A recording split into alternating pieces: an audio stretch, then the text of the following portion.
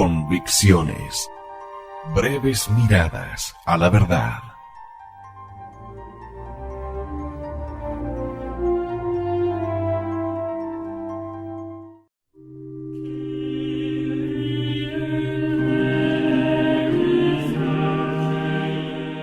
El tesoro escondido de la Santa Misa. San Leonardo de Porto Mauricio. La Santa Misa proporciona un gran alivio a las almas del purgatorio. Para concluir y dar fin a esta instrucción, te haré notar que no sin razón te dije anteriormente que una sola misa, considerado el acto en sí mismo y en cuanto a su valor intrínseco, bastaría para sacar todas las almas del purgatorio y abrirles las puertas del cielo. En efecto, la misa es útil a las almas de los fieles difuntos, no solamente como sacrificio satisfactorio, ofreciendo a Dios la satisfacción que en ellas debe cumplir por medio de sus tormentos, sino también como imperatorio, alcanzándoles la remisión de sus penas. Tal es la práctica de la Santa Iglesia, que no se limita a ofrecer el sacrificio por los difuntos, sino que además ruega por su libertad. A fin, pues, de excitar tu compasión en favor de estas almas santas, ten entendido que el fuego en que están sumergidas es tan abrasador que, según pensamiento de San Gregorio, no ceden actividad al fuego del infierno, y que como instrumento de la divina justicia es tan vivo que causa tormentos insufribles y más violentos que todos los que han sufrido los mártires y cuanto el humano entendimiento puede concebir. Pero lo que más les aflige todavía es la pena de daño, porque, como enseña el doctor Angélico, privadas de ver a Dios, no pueden contener la ardiente impaciencia que experimentan de unirse a su soberano bien, del que se ve constantemente rechazadas. Entra ahora dentro de ti mismo y hazte la siguiente reflexión. Si vieses a tus padres en peligro de ahogarse en un lago y que con alargarles la mano los librabas de la muerte, ¿no te creerías obligado a hacerlo por caridad y no por justicia? ¿Cómo es posible, pues, que veas a la luz de la fe tantas pobres almas, quizás las de tus parientes más cercanos, abrazarse vivas en un estanque de fuego y rehuses imponerte la pequeña molestia de oír con devoción una misa para su alivio? ¿Qué corazón es el tuyo? ¿Quién podrá dudar que la Santa Misa alivia a estos pobres cautivos? Para convencerte, basta que prestes fe a la autoridad de San Jerónimo. Él te enseñará claramente que cuando se celebra la misa por un alma del purgatorio, aquel fuego tan abrasador suspende su acción y el alma cesa de sufrir todo el tiempo que dura la celebración del sacrificio. El mismo Santo Doctor afirma también que por cada misa que se dice, muchas almas salen del purgatorio y vuelan al cielo. Añade a esto que la caridad que tengas con los difuntos redundará enteramente en favor tuyo. Pudiérase confirmar esta verdad con innumerables ejemplos, pero bastará citar uno perfectamente auténtico que sucedió a San Pedro Damiano. Habiendo perdido este santo a sus padres en la niñez, quedó en poder de uno de sus hermanos, que lo trató de la manera más cruel, no avergonzándose de que anduviese descalzo y cubierto de harapos. Un día encontró el pobre niño una moneda de plata. ¿Cuál sería su alegría creyendo tener un tesoro? ¿A qué lo destinaría? La miseria en que se hallaba le sugería muchos proyectos, pero después de haber reflexionado bien, se decidió a llevar la moneda a un sacerdote para que ofreciese el sacrificio de la misa para las almas del purgatorio. Cosa admirable. Desde este momento, la fortuna cambió completamente en su favor. Otro de sus hermanos, de mejor corazón, lo recogió, tratándolo con toda la ternura de un padre. Lo vistió decentemente y lo dedicó al estudio, de su suerte que llegó a ser un personaje célebre y un gran santo. elevado a la púrpura, fue el ornamento y una de las más firmes columnas de la iglesia. Ve, pues, cómo una sola misa que hizo celebrar a costa de una ligera privación fue para él el principio de utilidades inmensas. Oh bendita misa, qué tan útil eres a la vez a los vivos y a los muertos en el tiempo y en la eternidad. En efecto, estas almas santas son tan agradecidas a sus bienhechores que, estando en el cielo, se constituyen allí sus abogadas y no cesan de interceder por ellos hasta verlos en posesión de la gloria. En prueba de esto, voy a referirte lo que le sucedió a una mujer perversa que vivía en Roma. Esta desgraciada, habiendo olvidado enteramente el importantísimo negocio de su salvación, no trataba más que de satisfacer sus pasiones, sirviendo de auxiliar al demonio para corromper la juventud. En medio de sus desórdenes todavía practicaba una buena obra, y era mandar celebrar en ciertos días la misa por el eterno descanso de las almas benditas del purgatorio.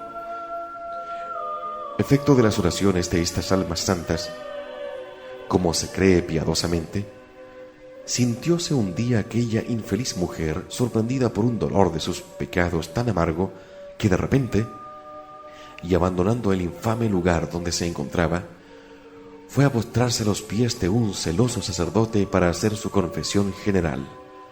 Al poco tiempo murió con las mejores disposiciones y dando señales de las más ciertas de su predestinación. ¿Y qué podremos atribuir esta gracia prodigiosa, sino al mérito de las misas que ella hacía celebrar en alivio de las almas del purgatorio?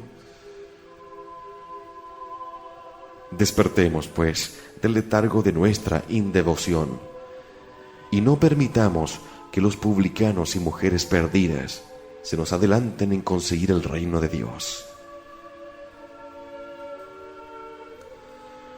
Si fueses del número de aquellos avaros, que no solamente quebrantan las leyes de la caridad descubriendo la oración por sus difuntos y no oyendo, al menos de tiempo en tiempo, una misa por estas pobres almas, sino que, hollando los sagrados, fueron de la justicia, rehúsan satisfacer los legados piadosos y hacer celebrar las misas fundadas por sus antepasados, o que siendo sacerdotes acumulan un considerable número de limosnas, sin pensar en la obligación de cumplirlas a tiempo. Avivado entonces por el fuego de un santo celo, te diré cara a cara: retírate, porque eres peor que un demonio, porque los demonios al fin solo atormentan a los réprobos, pero tú atormentas a los predestinados. Los demonios empiezan su furor con los condenados, pero tú descargas el tuyo sobre los elegidos y amigos de Dios. No, ciertamente, no hay para ti confesión que valga, ni confesor que pueda absolverte. Mientras no hagas penitencia de tal inequitud y no llenes cumplidamente tus obligaciones con los muertos. Pero, Padre mío, dirá alguno, yo no tengo medios para ello. ¿Con qué no puedes? ¿Con qué no tienes medios? ¿Y te faltan, por ventura, para brillar en las fiestas y espectáculos del mundo? ¿Te faltan recursos para un lujo excesivo y otras superfluidades? ¿Tienes medios para ser pródigo en tu comida, en tus diversiones y placeres, y quizás en tus desórdenes escandalosos? En una palabra, tienes recursos para satisfacer tus pasiones, y cuando se trata de pagar tus deudas a los vivos, y lo que aún es más justo, a los difuntos, ¿no tienes con qué satisfacerlas? ¿No puedes disponer de nada en su favor?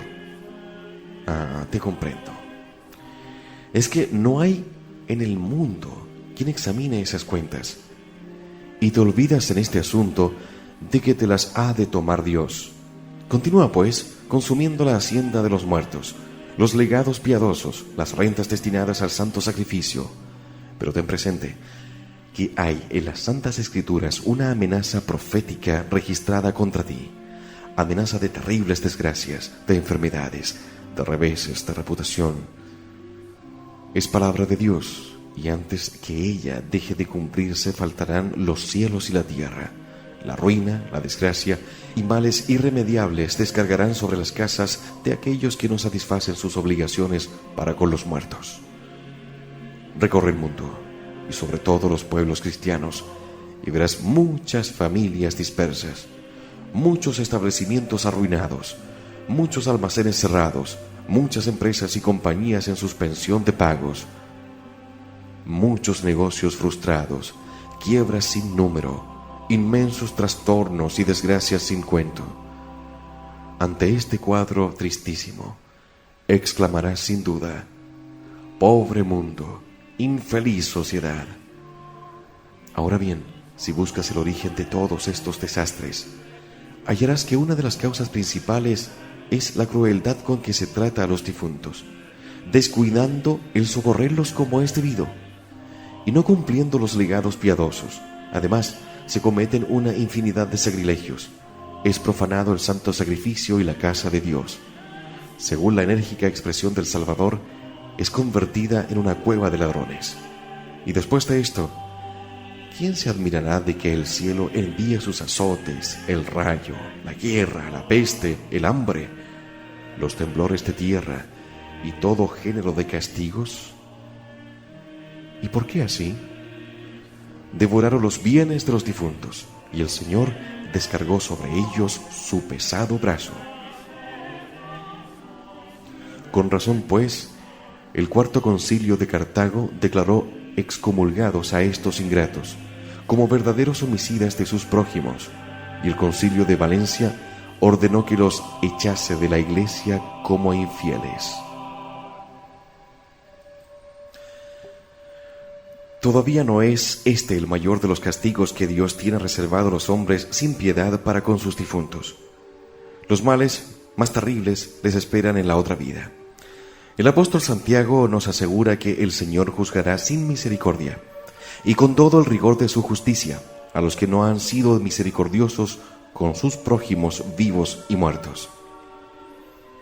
Él permitirá que sus herederos le paguen en la misma moneda, es decir, que no se cumplan sus últimas disposiciones, que no se celebren por sus almas las misas que hubiesen fundado, y en el caso que se celebren, Dios nuestro Señor, en lugar de tomarlas en cuenta, aplicará su fruto a otras almas necesitadas que durante su vida hubiesen tenido compasión de los fieles difuntos.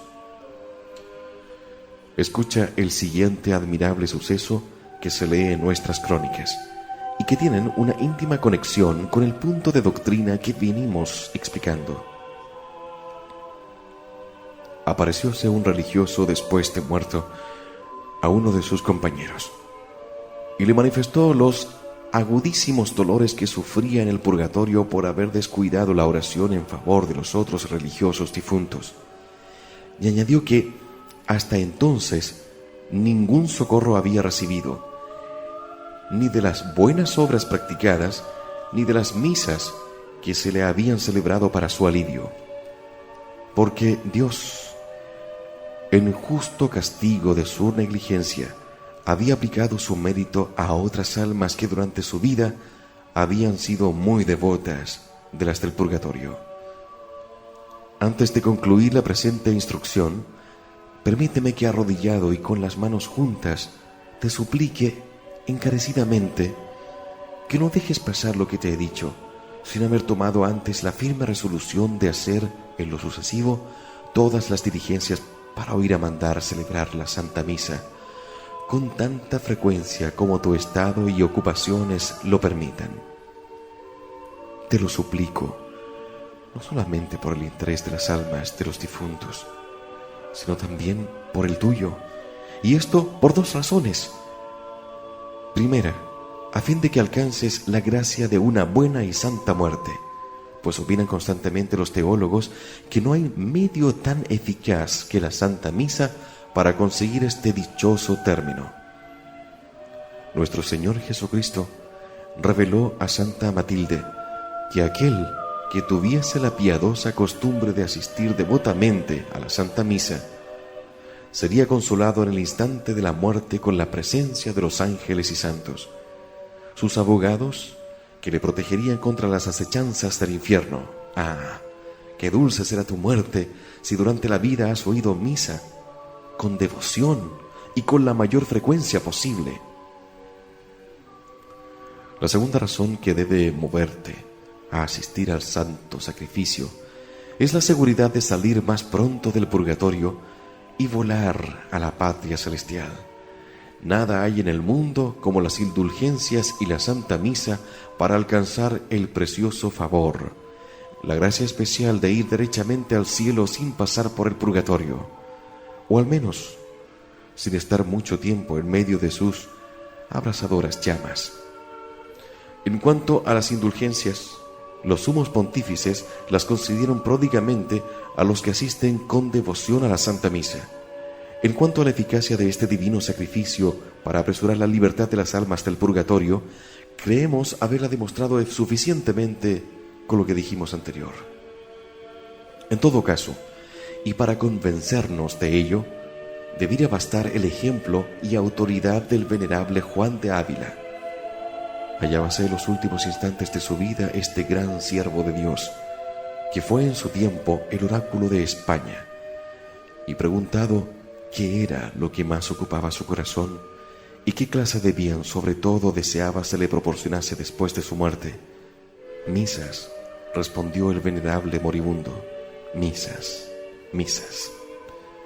Sin embargo, si me lo permites, te daré con este motivo y de muy buena gana un consejo que creo importantísimo, y es que durante tu vida y sin confiar en tus herederos, tengas cuidado de hacer que se celebren aquellas misas que desearías se celebrasen después de tu muerte.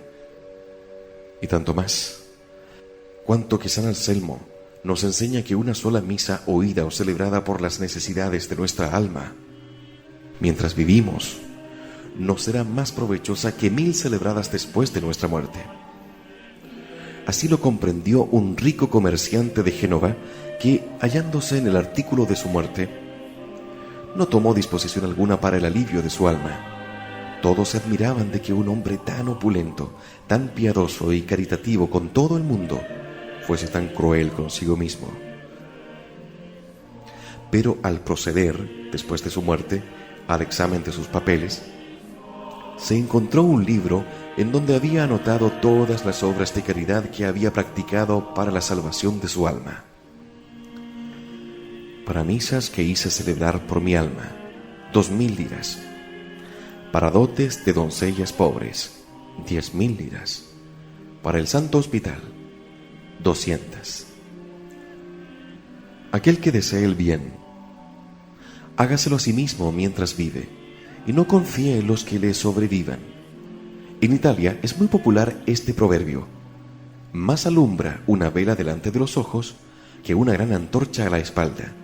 Aprovéchate, pues, de este saludable aviso, y después de haber meditado prudentemente sobre la excelencia y utilidades de la Santa Misa, avergüénzate de la ignorancia en que has vivido hasta aquí, sin haber hecho el aprecio debido de un tesoro tan grande que fue para ti, un tesoro escondido. Ahora que conoces su valor, destierra de tu espíritu, y más todavía de tus discursos, estas proposiciones escandalosas y que saben a ateísmo. Una misa más o menos poco importa. No es poca cosa oír misa los días de obligación. La misa de tal sacerdote es una misa de Semana Santa, y cuando lo veo acercarse al altar, me escapo de la iglesia.